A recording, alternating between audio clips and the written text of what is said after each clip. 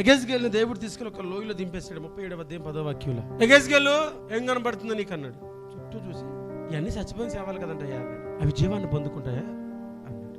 బాగా ఆలోచించా, నాకేం తెలుసు, నీకు తెలుసు. అయితే నలు దిశల నుండి జీవాత్మ వచ్చినట్లు ప్రవచించు అన్నాడు. లోయలో ఇన్ని దింపి ఎండిపోయిన ఎముకలను రాయబడింది. అక్కడ ఎండిన ఎముకలు గృహలో దింపి వాటిని చూసి బ్రతుకుతాయా అన్నాడు. శరీరం లేదు, అవి శవాలు కాదు, ఎండిపోయిన ఎముకలు. శరీరం నుంచి ఎముకలు ఎప్పుడు కనబడతాయి? మాంసం ఉండదు, చర్మం ఉండదు, రూపమేమి ఉండదు, అస్థిపంజరాలు. అప్పుడు దేవుడు చెప్పినట్లే ఎగెజ్కేలు ప్రవచించగా గడ గడ గడ గడ గడ గడమని ఒక ధ్వని పుట్టెను. అవి లెక్కా సఖ్యము కానీ మహా గొప్ప సైన్యం నిలిచారంట.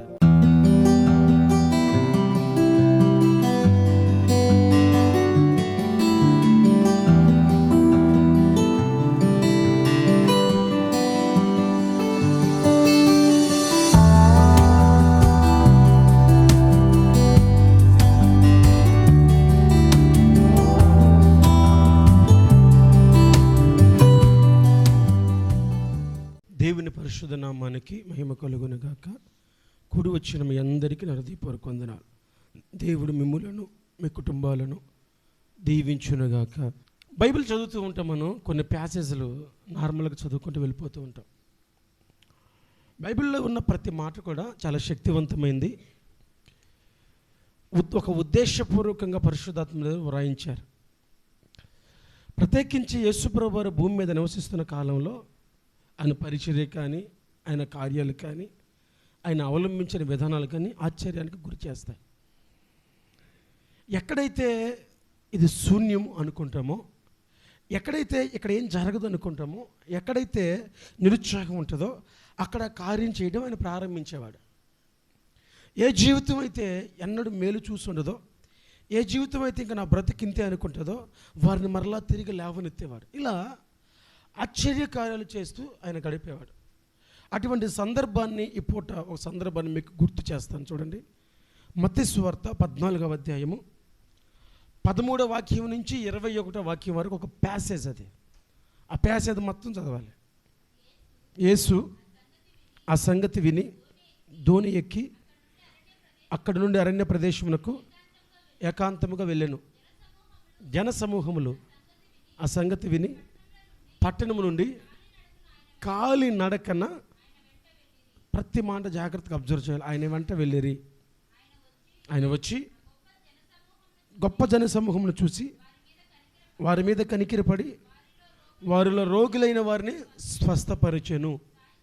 సాయంకాలం అయినప్పుడు శిష్యులైన వద్దకు వచ్చి, అరణ్య ప్రదేశము ఇప్పటికే పొద్దుపోయింది, ఈ జనులు గ్రామంలోకి వెళ్ళి భోజన పదార్థం కొనుక్కుంటకై వారిని పంపివేసాయి. యేసు వాళ్ళు వెళ్ళనవసరం లేదు, మీరే వారికి భోజనం పెట్టండి అని చెప్పాడు. మా యొద్ద 5 రొట్టెలు 2 చేపలు మాత్రమే తప్ప మరేమి లేదని చెప్పాడు.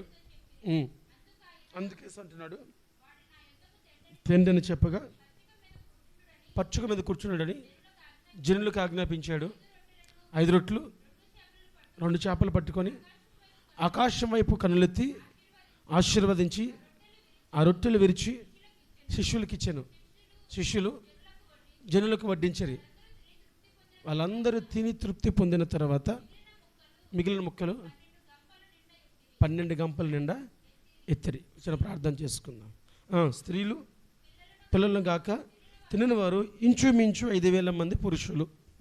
ప్రేమమయ్యా మీకు స్తోత్రమయ్యా, ఈ రాత్రి ఈ మాటల్లో ఉన్న మకరందాన్ని మేము ఒక్కొక్కడిగా ఆస్వాదించే కృపను మీరు దయచేయండి. శూన్యములో సృజనాత్మకమైన సృష్టిని చేసిన గనుడా, మీకు అసాధ్యమైనది ఏది లేదని మేము ఎరుగుదుము.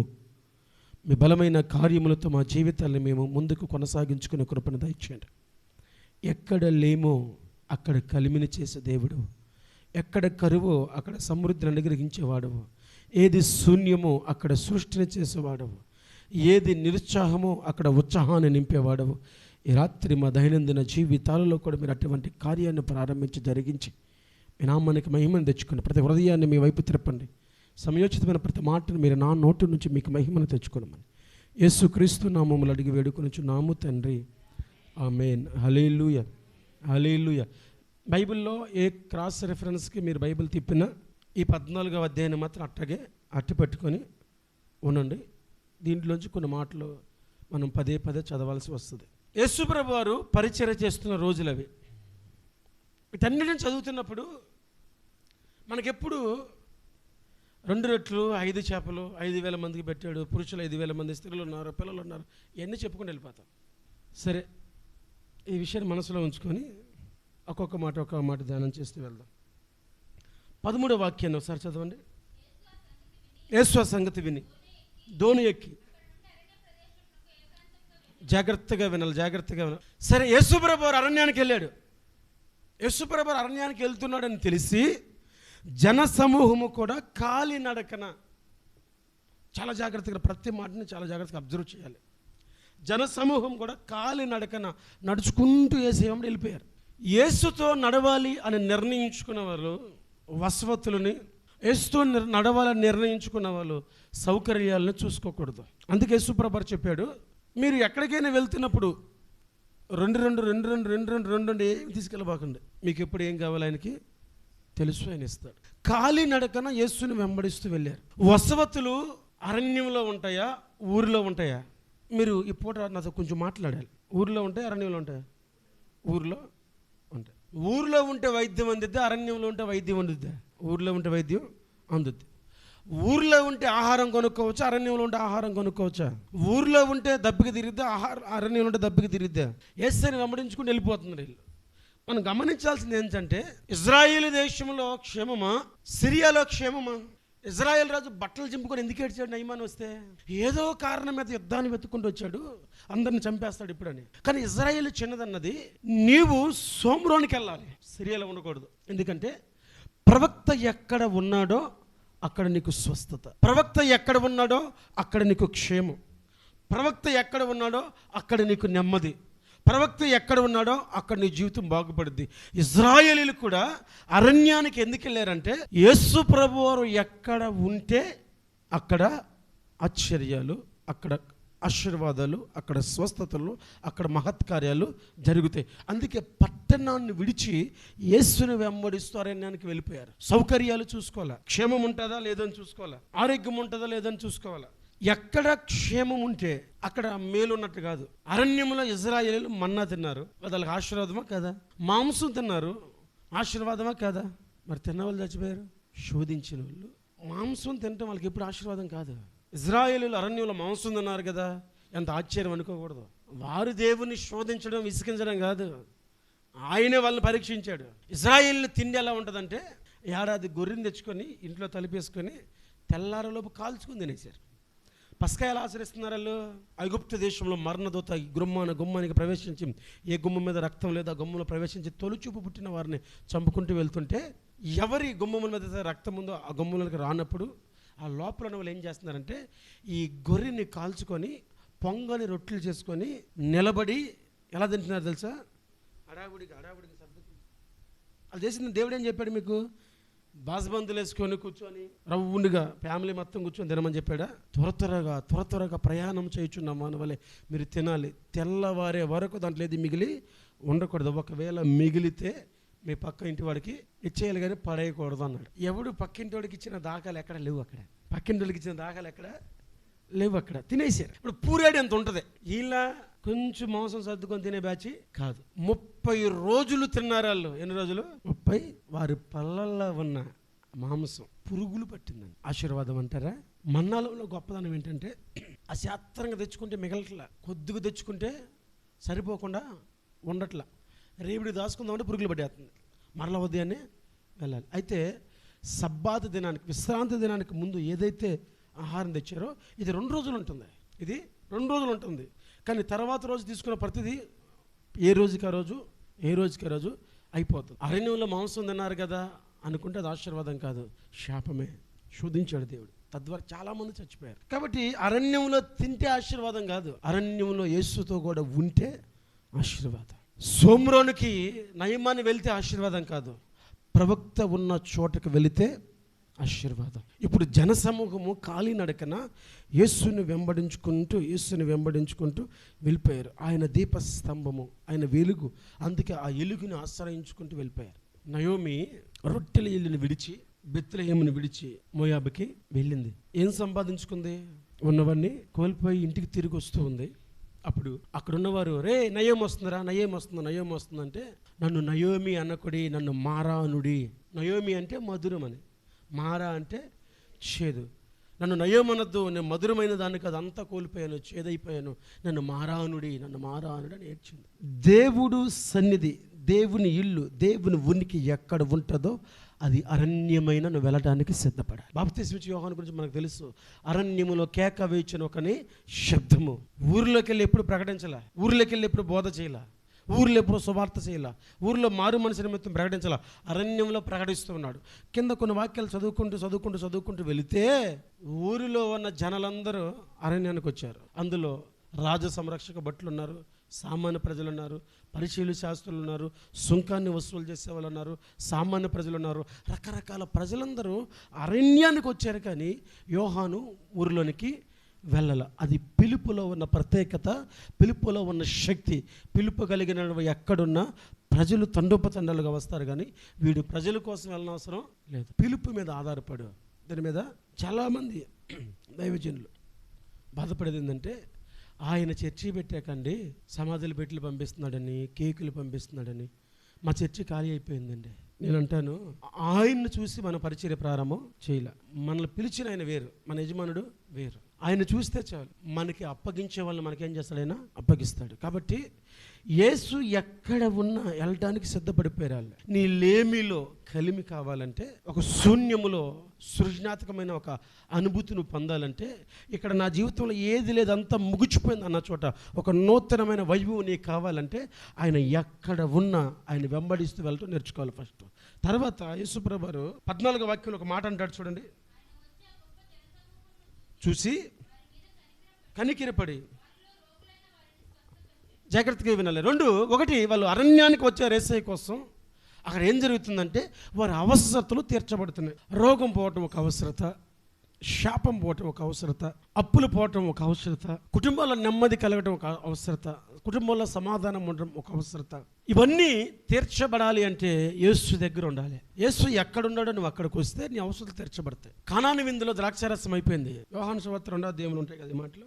వెంటనే యేసు తల్లి అయిన మరియ యేసయ్య దగ్గరికి వచ్చి ద్రాక్షారసం అయిపోయింది అని చెప్పింది. యేసయ్య అన్నాడు, నాతో ఏం పని అని వెంటనే అన్నాడు. నా టైం ఇంకా రాలేదమ్మా అన్నాడు, సమయం ఇంకా రాలేదని. వెంటనే అక్కడ ఉన్న వారితో చెప్పింది, ఈయన ఏం చెబుతాడో అది మీరు చేయండి అన్నది. యేసుప్రభు వారు వాళ్ళని పిలిచి ఈ మాట చెప్పిన ప్రతిసారి, చదివిన ప్రతిసారి యేసుప్రభు వారి మాట విన్న వారి విశ్వాసం చాలా ఆశ్చర్యాన్ని కలుగు చేస్తుంది.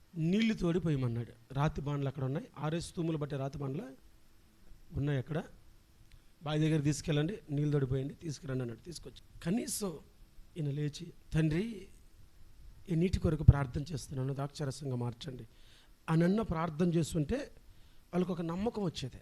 ఆయన ఏదో చేశాడు, ఏదో ఉచ్చరించాడు అనుకునే వాళ్ళే. వాళ్ళ నీళ్ళు పోయమన్నాడు, వాళ్ళనే తీసుకురమ్మన్నాడు, వాళ్ళనే తీసుకెళ్ళి అడిగిన వాళ్ళకి పోసేయమన్నాడు. చెప్పిన మరియ కంటే ఆ నీళ్లు ముంచుకొని వెళ్తున్న వాడికి ఎంత విశ్వాసం ఉండాలి? నా భాష అర్థం అవుతుందా? తీసుకెళ్ళి నీళ్లు పోసాడు. చూస్తున్నాడు వాడి రియాక్షన్ ఏంటని. తాగినాడు, అబ్బా ఎంత మంచిదాన్ని ఇంట్లో పెట్టి ఇప్పటిదాకా ఏం చేస్తున్నాడు రా అన్నాడు.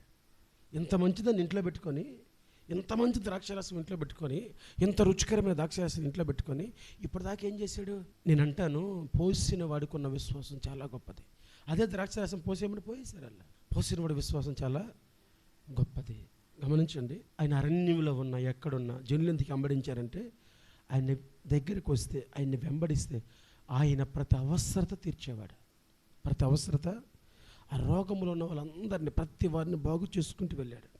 16వ వాక్యంలో ఒక మాట ఉంటుంది చూడండి, యేసు వారు వెళ్ళనక్కర్లేదు. ఒక సువార్త చదువుతున్నప్పుడు ఈ విషయాన్ని గురించి చాలా చక్కగా రాస్తాడు మార్కో, లోకాను. ఒక పిల్లవాని దగ్గర 5 రొట్టెలను 2 చేపలను ఉండెను అని రాస్తాడు. ఎవడో మనలాంటి తల్లి, మా ఓడి కొద్దిగా ఆకలిగా ఉండలేడని ఆడి సంచిలో 5 చేపలు 2 రొట్టెలు వేసి ముందుగా పంపించింది. అరే నువ్వు ఆకలి కొండలేవరా తిను అని ఆడ బ్యాగులు వేసి పంపించింది. అక్కడేమో వేల మంది ఏసైని చూసుకుంటూ వచ్చేసారు. కానీ ఇప్పుడు ఒక విషయం మనం గమనించాలి. ఈ 5 రొట్టెలు 2 చేపలు పిల్లవాడి చేతిలో ఉంటే వాడికే ఒక పూటకి ఒక రోజుకు ఆహారం. ఆ పిల్లవాడి కానీ త్యాగం చేయగలిగితే అది వేల మందికి ఆహారం. మన చేతిలో ఉన్నది ఎప్పుడు కూడా అది మనకి ఆహారం. మనం దేవుని చేతిలో దాన్ని పెట్టగలిగితే అది వేల మందికి ఉపయోగం. చాలా చక్కగా రాస్తాడు. ఒక చిన్న పిల్లవాని దగ్గర 5 రొట్టెలు 2 చేపలు ఉండేను. అందరూ ఏం చేశాడంటే ఆ పిల్లవాడి దగ్గరికి, నీ దగ్గర చేపల రొట్టెలు ఉన్నాయి కదా ఇటీ ఆయన తీసుకొచ్చి యేసు చేతిలో పెట్టాడు. వాటిని పైకి ఆశీర్వదించాడు. అయితే ఇక్కడ జాగ్రత్తగా వినాలి. శిష్యులు ఒక సలహా ఇచ్చారు యేసుప్రభువు వారికి. శిష్యులు ఎప్పుడు మానవ రీతిలో ఆలోచించడం ప్రారంభించారు. ఏమని ఆలోచిస్తున్నారంటే 5 రొట్టెలు 2 చేపలు ఉన్నావు కానీ ఇవి ఏ పాటివి? 5,000 మంది పురుషులు అంటే ఆడవాళ్ళు ఉన్నారు, పిల్లలు ఉన్నారు, వృద్ధులు ఉన్నారు. కాబట్టి ఇది సరిపోదు. సమీపంగా ఉన్న గ్రామానికి వెళ్ళమని ఒక్క మాట చెప్పు నువ్వు చాలు. ఏమని చెప్పాలి? ఒక్క మాట ఏం చెబుతుంటే, అమ్మా చీకటి పడిపోతుంది తల్లి, పక్కన ఊరుంది, వెళ్ళి ఆహారాన్ని కొనుక్కొని తినండి అని ఒక్క మాట చెప్పు. ఎవడు బాధడు పడతాడయ్యా అంటే యేసయ్య అంటున్నాడు, లేదు లేదు మీరు వాళ్ళకి భోజనం పెట్టండి అన్నాడు. మీరు వాళ్ళకి భోజనం పెట్టండి అన్నాడు. 5 రొట్టెలు 2 చేపలు ఏ పాటివి? ఏం మాట్లాడుతున్నావు నువ్వు? జనం ఎంతమంది ఉన్నారు? పంపించేయి, నా మాటని వాళ్ళని పంపించేయి అన్నాడు. పేద విధవరాలండి మార్కు సువార్తలో మనకు కనబడుతుంది. 2 కాసులు వేసింది. 12:44 చదవనవసరం లేదు. 2 కాసులు వేసింది. యేసయ్య అంటారు, వీరందరికంటే ఈవిడ ఎక్కువ వేసింది అన్నాడు. వాళ్ళు ఉన్న దాంట్లో వేశారు, ఈవిడ ఉన్నదంతా వేసేసి. కాకోలం ఆహారం తెచ్చి పెడుతున్నప్పుడు కెరేతు వాగు ఎండిపోయినప్పుడు ఈయన సారేపాతని ఊరికొచ్చాడు. ఊరికొస్తే పేద విధవరాలు, ఒకడే కొడుకు, బుడ్డిలో కొంచెం నూనె, గిన్నెలో కొంచెం పిండి ఉంది, ఒక రొట్టె చేసుకుందాంరా, ఒక అప్పం చేసుకుందాం, తిందాం, తర్వాత ఇంకేముందిలే, చచ్చిపోవడమే మన బ్రతుకు, ఇక్కడే ఉండరా, పుల్లలు ఏరుకొస్తానని ఊరు బయటకు వచ్చింది పుల్లలకి. ఈ ఏలియా నడుచుకుంటూ వస్తూ రాజుల గ్రంథం 1 రాజులు 17:13 ఉంటుంది. అమ్మా అన్నాడు. తలెత్తింది. చూస్తే వస్త్రాలు దట్టి గిట్టి ఎవరో దైవజనులాగా ఉన్నాడు. అయ్యా అన్నాడు. కొంచెం తాగడానికి నీళ్ళు ఇస్తావమ్మా అన్నాడు. సరే నీళ్ళే కదా అడిగాడు, రొట్టె పెట్టమని లేదు కదా అని లేచి లోపలికి వెళ్తుంది. అదే చేతి మీద ఏమైనా ఉంటే తినడానికి తీసుకురా అన్నాడు. నీళ్ళు కోసం వెళ్తుంది, అదే చేతి మీద తినడానికి ఏమైనా ఉంటే పట్టురా అన్నాడు. ఆ మాగి 2 మెట్లు వెనక్కి వచ్చి, అయ్యా నీకు అబద్ధం చెప్పకూడదు, బుడ్డిలో కొంచెం నూనె ఉంది, తొట్టిలో కొంచెం పిండి ఉందయ్యా, నేను నా కొడుకు తిని చచ్చిపోతాం, అది తప్ప మాకు ఆహారము లేదు, దేశంలో కరువు ఉందని నీకు తెలుసు, ఇవన్నీ నాకు తెలుసు, కానీ ముందు నాకు ఒక అప్పం వేసుకొని తీసుకురాదు. అమ్మా నాకు నువ్వు పెట్టావంటే బుడ్డిలో నూనె కరిగిపోదు, తొట్టిలో పిండి అయిపోదు, తీసుకురమ్మా అని చెప్పాడా. ముందెళ్ళి ఒక అప్పం కలుసుకొని నాకు దే అన్నాడు.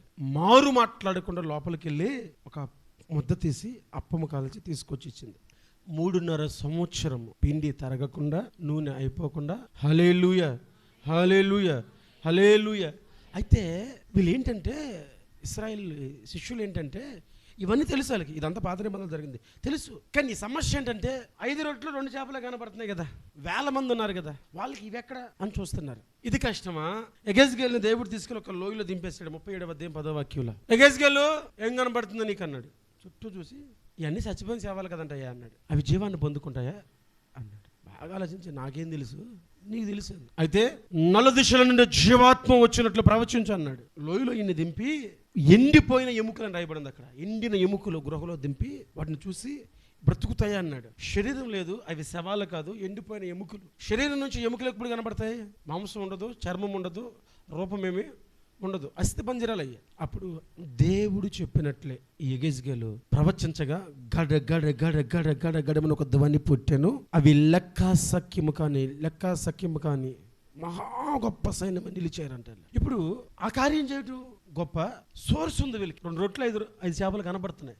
ఇది చేయడం గొప్ప అంటే ఇదే గొప్ప. ఎండిపోయిన ఎముకల్ని జీవంతో పొదిగడమే గొప్ప. ఎందుకంటే అక్కడ జీవం లేదు, కానీ వీళ్ళకి రొట్టెలు సోర్స్ కనబడుతున్నాయి, చేపలు సోర్స్ కనబడుతున్నాయి. అయినా వీళ్ళకున్న సమస్య ఏంటంటే, మన చేతిలో ఉంది విత్తనమా ఆహారమా తెలియకపోవడం. నా భావన అర్థమవుతుందా? ఈ 5 రొట్టెలు 2 చేపలు ఏవైతే ఉన్నాయో ఇది విత్తనం. విత్తనము విత్తితేనే ఫలాలు వస్తాయి, విత్తనము తినేస్తే ఫలాలు రావు. నా భాష అర్థమవుతుందా? ఈ 5 రొట్టెలు 2 చేపలు అనేది విత్తనం. ఇది విత్తితే ఫలాలు వస్తాయి, ఇది తినేస్తే అయిపోతుంది. విత్తనం తినేస్తే ఆహారం రాదు, విత్తనం విత్తితేనే ఆహారము వస్తుంది. వాళ్ళు ఏం చేశారంటే, శిష్యులు మొత్తం మీద వేసే దగ్గర తీసుకొచ్చారు దాన్ని. ఆయన ఏం చేశాడంటే 4వదిగా ఏం చేశాడంటే అండి, వాటిని తీసుకొని ఆశీర్వదించాడు. ఏం చేశాడు? 1:28 దేవుడు చెప్పాడు, మీరు భూమిని ఫలించాలి, నిండించాలి, అభివృద్ధి పొందాలి, లోపరుచుకోవాలి, ఇదంతా మీది అని చెప్పి ఆశీర్వాదం ప్రారంభంలోనే మనకు ఉంది. దేవుడు చేసిన మొదటి పని ఏంటంటే ఈ 5 రొట్టెలు 2 చేపలు ఎలా 5,000 మంది పురుషులకి, పిల్లలకి, వృద్ధులకి, చిన్నపిల్లలకి సరిపోయాయంటే వాటిని పట్టుకోనంట ఆకాశం వైపు కన్నులెత్తి ఆశీర్వదించాడంట. ఫస్ట్ యేసుప్రభు చేసిన పని ఏంటంటే ఆకాశం వైపు కన్నులెత్తి ఆశీర్వదించాడంట. వాటిని దించితే 5 రొట్టెలు 2 చేపలతో పాటు గంపలు కూడా దీవించబడి. ఆశీర్వాదం ఎప్పుడు కూడా మీరు జాగ్రత్తగా వినండి. నూనె పోస్తుంటే కుండలో నూనె వస్తుంది, నూనె పోస్తుంటే కుండలో నూనె వస్తుంది. నూనె కుండలు అయిపోయినప్పుడు నూనె ఆగిపోయింది కదా. మరొక చోట ఇలాగే 7 గంపలు మిగిలాయి. 7 గంపలు మిగిలాయి.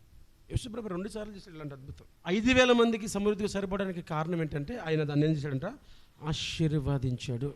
2 కొరింథీ పత్రికలో 12వ అధ్యాయం 10వ వాక్యం చదవండి.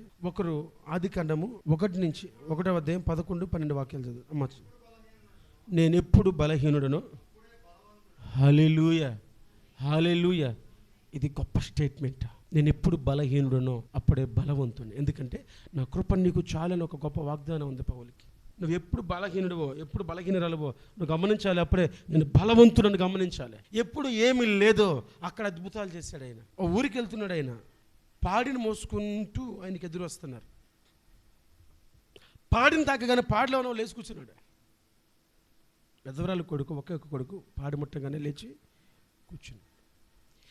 ఎక్కడైతే మరణము వ్యక్తిని మింగేసిందో అక్కడ జీవాన్ని ఇవ్వగలడు. ఎక్కడ ఆరోగ్యాన్ని రోగం మింగేసిందో అక్కడ ఆరోగ్యాన్ని ఇవ్వగలడు. ఎక్కడ అప్పు ఐశ్వర్యాన్ని మింగేసిందో అక్కడ ఐశ్వర్యాన్ని ఇవ్వగలడు. ఎక్కడ కార్యము జరగదో నిరుత్సాహం పడిపోతారో అక్కడ ఉత్సాహాన్ని రేకెత్తించగలడు. ఇవన్నీ ఆయన అనుగ్రహించిన ఆశీర్వాదంలో ఉన్నాయి. అందుకే పౌలు అంటున్నాడు, నేను ఎప్పుడు బలహీనుడనో అప్పుడే నేను బలవంతుడిని. 8వ అధ్యాయం 9వ వాక్యం చదవండి. ఇదే గ్రంథంలో 8:9. కృపను ఎరుగుదురు ఆయన ధనవంతుడై ఉండి మీరు తన దారిద్ర్యము వలన ధనవంతులు కావాలని మీ నిమిత్తమైన దరిద్రుడు. ఎందుకంటే మనల్ని ధనవంతులు చేయడానికి ఆయన దరిద్రుడయ్యాడు. ఇదే గ్రంథంలో 6వ అధ్యాయం 10వ వాక్యం చదవండి. మేము దరిద్రులమే కానీ అనేకులకు ఐశ్వర్యాన్ని మేము కలిగించాం. మేము దుఃఖంలో ఉన్నాం కానీ అనేకులకు సంతోషాన్ని కలిగించాం. ఇవి ఎప్పుడంటే ఎందుకు పౌలు చూస్తున్నాడంటే నేను ఎప్పుడు బలహీనప్పుడే బలవంతుడిని. పౌలు అంటున్నాడు, మేము దరిద్రులమైనను మిమ్మల్ని ధనవంతులుగా చేస్తున్నాం. మేము బలహీనమైనను మిమ్మల్ని బలపరుస్తున్నాం. నేను ఎప్పుడు బలహీనుడినో అప్పుడే బలవంతుడిని. ఇవన్నీ కూడా ఆశీర్వాదములో ఉన్న మేలులు. ఇవన్నీ ఆశీర్వాదంలో ఉన్న మేలులు. కొవ్వొత్తి కరిగిపోద్దేమో కానీ వెలుగునివ్వకుండా మాత్రం పోదు. ఇంకా వెలుగునివ్వలేదంటే కొవ్వొత్తి లేదని అర్థం. సో ప్రతి దైవజనుని జీవితాన్ని, దైవజనుని యొక్క బ్రతుకుని దేవుడు ఎలా చేస్తాడు. వాళ్ళు బలహీనులైనా మన కొరకు వాళ్ళు బలముగా వాడపడతారు. ఇవన్నీ దేవుడు ఏం చూస్తున్నాడంటే ఎక్కడైతే సమృద్ధి లేదో అక్కడ బలమైన కార్యాన్ని దేవుడు చేశాడు. ఒక మాట చదవండి. నిర్గమాకాండము 17వ అధ్యాయము 6వ వాక్యం, సంఖ్యాకాండము 28.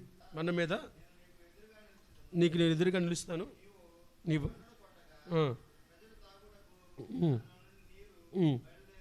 సంఖ్యాకాండం 20వ అధ్యాయం 8వ వాక్యం, నీవు నీ కర్రను తీసుకొని నీవు నీ సహోదరుని హోరును సమాజమును పోగు చేసి వారి కనులు ఎదుట. జాగ్రత్తగా వినాలి. 2 సందర్భాలు వినాలి. ఒకసారి మోషకి దేవుడు చెప్పాడు, బండను కొట్టు అన్నాడు. కొట్టాడు, నీళ్ళు వచ్చాయి. రెండోసారి అన్నాడు, నువ్వు నీ సహోదరుడు ఇద్దరు వెళ్ళి ఆ బండ దగ్గరికి వెళ్ళి బండతో మాట్లాడుగో, ఇజ్రాయేల్కి నీళ్ళు కావాలి, నీళ్ళు ఇవ్వు అని చెప్పు అన్నాడు. ఈయన అడిగి వెళ్ళిపోయి ముందేం చేశాడు, బండను కొడితే నీళ్ళు వచ్చాయి. ఏయ్ నీళ్ళు కావాలా అని వేసేసాడు బండను ఒక దెబ్బ. దేవుడు ఏం చేయమన్నాడు, మోషే ఏం చేశాడు, నీళ్ళు ఆగినాయా, వచ్చాయి. ఎందుకంటే అక్కడ నీళ్ళు రాకపోతే మోషే తక్కువైపోతాడు, అక్కడ నీళ్ళు రాకపోతే మోషే చులకనైపోతాడు. అక్కడ నీళ్లు రాకపోతే మోషేని మరి వాళ్ళు నమ్మరు, మోషేకి చేత కదరా అంటారు. మోషేకి ఏ బ్యాక్గ్రౌండ్ అయితే ఉందో, ఏ చరిత్ర అయితే ఉందో, మోషేకి ఏ స్థాయి గొప్పతనం ఇశ్రాయేలీలో ఉందో అది ఎక్కడ దేవుడు తగ్గనీలా నీళ్ళు ఇచ్చేసాడు. అయితే మోషేతో పర్సనల్గా మాట్లాడుతున్నప్పుడు అంటాడు, ఇశ్రాయేల్ ముందు నువ్వు నా నామాన్ని సన్మానించలేదు అన్నాడు. ఆ విషయం మీకు ఎలా తెలుసు అంటే మోషే చెప్పాడు, మీ నిమిత్తం దేవుడు నా మీద కోపపడాను, ఎందుకంటే మీ నిమిత్తమై నేను భావోద్రేకానికి గురైపోయి ఆయన చెప్పింది చేయలేకపోయా, అందుకు నన్ను కానాను వెళ్ళకుండా ఆపేశాడు ఆయన, అందుకు నేను కానాను వెళ్ళకుండా ఆయన ఆపేశాడు అని సాక్షాత్ మోసే సాక్ష్యం ఇచ్చాడు. మనమైతే మన చరిత్రలో ఆ సంఘటన తీసేసి రాసేవాళ్ళే. మన చరిత్రలో ఆ సంఘటన తీసేసి నేను దేవుడి మాట వినలేదు, అనే సంఘటన తీసేసి రాసేవాళ్ళమే. మోసే స్పష్టంగా దాన్ని కూడా గ్రహించాడు. ఎక్కడ లేదో, ఎక్కడ ఏమి లేదో అక్కడ ఆయన కార్యం చేస్తాడు. అయితే ఆయన చెప్పినట్లు చేయాలి. ఆయన చెప్పినట్లు ఏం చెప్పాడంటే, మీరందరూ అందరిని పచ్చిక మీద కూర్చోబెట్టండి అన్నాడు. ఒక ప్లాన్ ఉండాలి మనకేముండాలి? ఒక ప్లాన్, ఒక వ్యూహ ప్రకారంగా దేవుడు వారిని నడిపించాడు. ఒక వ్యూహం వేశాడు. ఏంటంటే గుంపులు చిందరబందర కాదు, పంక్తులుగా జనులందరినీ కూర్చోబెట్టండి. భోజనాన్ని కూర్చొని అంటారే, అలా కూర్చోబెట్టిన అందరిని అన్నాడు. అందరిని కూర్చోబెట్టారు. అప్పుడు వీటిని ఆశీర్వదించి దించి ఇప్పుడు తీసుకెళ్ళి వాళ్ళకి పెట్టండి అంటే, పెడుతుంటే తింటున్నారు. పెట్టి అందరు తినక గంపలాడ పడేసాడు. అందరికి ఇచ్చాక వాళ్ళు అన్నారు, అయ్యా వీడి దగ్గర ఒక మొక్క ఉందయ్యా, అయ్యా నా దగ్గర ఒక మొక్క ఉందయ్యా అంటే, రే ఆ మొక్కలు మాత్రం ఎత్తుదావరా. తలవక పక్కలు ఏరుకొస్తే 12 గంపలు మిగిలాయి. 2 రొట్టెలు ఎక్కడ, 5 చేపలు ఎక్కడ, వాళ్ళందరూ తినక 12 గంపలు మిగలటం ఎక్కడ? ఒక వ్యూహం ఉండాలి, ఒక ప్లాన్ ఉండాలి. దేవుని సన్నిధిలో ఉన్న మన జీవితాల్లో కూడా ఒక వ్యూహబద్ధంగా, ఒక ప్లాన్గా, ఒక ప్రణాళికగా దేనికి ఖర్చు చేయాలి, దేనికి ఇవ్వాలి, దేవుడి పనికి ఇచ్చిన దాన్ని దేనికి ఇవ్వాలి, ఇంటి దాన్ని దేనికి వాడాలి అని ఒక వ్యూహం ఉంటే మనం ఎక్కడ కూడా ఇబ్బంది పడకుండా ముందుకి కొనసాగిపోతాం. వ్యూహం లేకపోతే మనం ఏం చేస్తాం? నష్టపోతాం. ఒక వ్యూహాత్మకమైన ఆలోచనతో దేవుడు వెళ్ళాడు. లేమిలో వాళ్ళు ఎక్కడ కలిమిని పొందుకున్నారంటే, ఎప్పుడు కలిమిని పొందుకున్నారంటే, అది అరణ్యమైన యేసు ఉంటే వెళ్ళిపోయారు. అది అరణ్యమైన యేసు వారికి అవసరతలు తీర్చాడు. అది అరణ్యమైనా సరే యేసు వాళ్ళకి ఆహారం పెట్టమన్నాడు. అది అరణ్యమైనా సరే అక్కడ ఆశీర్వాదాన్ని ఇచ్చాడు. అది అరణ్యమైన ఒక వ్యూహ ప్రకారంగా చేశాడు కనుక లేమిలో కలిమిని పొందుకున్నారు. వాళ్ళు లేని చోట ఉన్నట్టు, ఉన్నదాని చోట లేనట్టు చేయగలిగిన సమృద్ధుడు కనుక అరణ్యములో కూడా సమృద్ధిగా పోషించబడగా వారు తినగా మిగిలిపోయినని చేశాడు ఆశీర్వాదాలు. మన జీవితంలో అలా జరగాలంటే యేసు ఎక్కడ ఉండమంటే అక్కడ, ఎక్కడికి రమ్మంటే అక్కడ, ఏం చేయమంటే అది చేయడానికి ఇష్టపడిపోవాలి. అది అరణ్యమని తెలిసిన ప్రజలు కాలి నడికన రోమ 10:8 అది ఏమని చెప్పుచున్నది? వాక్యము నీ యొద్దను, నీ నోటను, నీ హృదయంలోనూ ఉన్నది. హల్లెలూయా. వాక్యానికి శక్తి ఉంది, వాక్కుకు శక్తి ఉంది. మనం ఏమి పలుకుతామో, ఏమి ఉచ్చరిస్తామో, ఏది మాట్లాడతామో దాన్ని ఆయన స్థిరపరుస్తాడు. వాక్యానికి శక్తి ఉంది కాబట్టి అనాలోచనగా మనం పలకూడదు.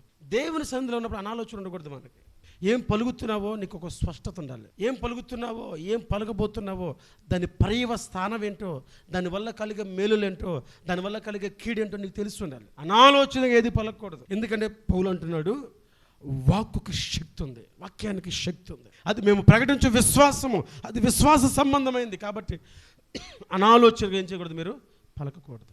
లేమిలో కలిమిని చేయగలిగిన దేవుడు ఈరోజు ఆయన సన్నిధిలో మోకరించి ఏం ప్రార్థిస్తావో, ఏం అడుగుతావో, వాటిని పొందుకోవడానికి ఇష్టపడతావో, వాటన్నిటి విషయాలలో ఎక్కడైతే ఇది శూన్యం అనుకున్నావో, ఎక్కడైతే ఇది జరగదనుకున్నావో, ఎక్కడైతే ఇక మీదట దీన్ని మరలా పునరుద్ధరించుకోవాలనుకున్నావో, ఏదైతే మరలా నా జీవితంలో చూడలేని అనుకున్నావో, వాటన్నిటిని రాత్రి మరలా నూతనంగా ఆయన పునరుద్ధరించబోతున్నాడు.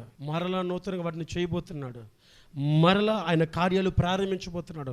శూన్యంలో సృష్టిని చేసిన దేవుడు అసాధ్యాలను సుసాధ్యాలుగా మార్చుచున్న రాత్రి నిశ్చయముగా దేవుడి మాటలు మన వెనుకలు స్థిరపరుచున్నగాక.